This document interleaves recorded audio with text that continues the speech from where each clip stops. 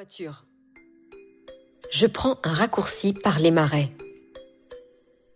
Kiboko me salue. Bonjour, Méto. Qu'est-ce que tu as dans les bras? C'est une jolie petite bestiole? Donne-la-moi pour le goûter du petit. Pas question. Un peu plus loin, Simba et sa famille font la sieste. J'essaie de ne pas faire de bruit. Tiens, je sens une odeur bizarre. Qu'est-ce que c'est que ça? Il y a un nouvel animal dans mon royaume et on ne m'a pas prévenu. Je n'ai pas le temps de donner d'explications. La voiture est déjà loin. Bonjour Tembo, toi qui as de grandes oreilles, dis-moi, tu n'entends pas une voiture? Si, Méto, mais j'entends surtout une petite fille qui pleure très fort. Ça vient de ce côté-ci. Il faut que je lui rapporte son petit animal.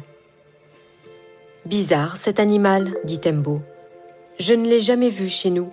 Il vient d'un pays lointain. Il doit y retourner avec la petite fille. Cours vite, Méto. Elle ne doit pas être très loin. Bonjour, Twiga. Avec ton long cou, tu pourrais me dire si tu vois une voiture verte? Oui, je la vois. Elle s'approche d'un oiseau géant. Mince alors, c'est sûrement un avion. Aide-moi, Twiga. Ce petit animal doit partir aussi.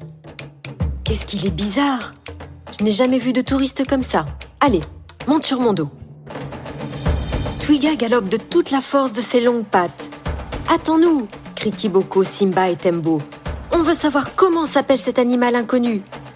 Plus vite, Twiga, ils vont partir.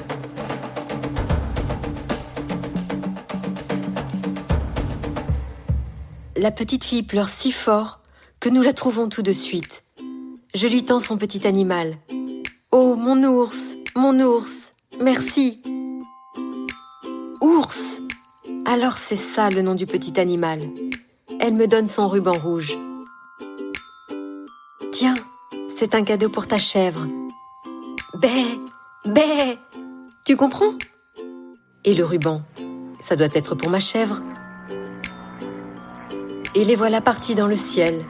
Bientôt, ils disparaissent derrière les nuages. La nouvelle s'est vite répandue dans la savane. Ce petit animal, c'était un ours, dit le lionceau. Un ours? Mais il n'y a pas d'ours en Afrique. C'est un avieux rhinocéros. En tout cas, je n'en ai jamais vu. Il était là, je te le jure, répond le lionceau. Mais il a dû repartir dans son pays lointain. C'était peut-être le premier...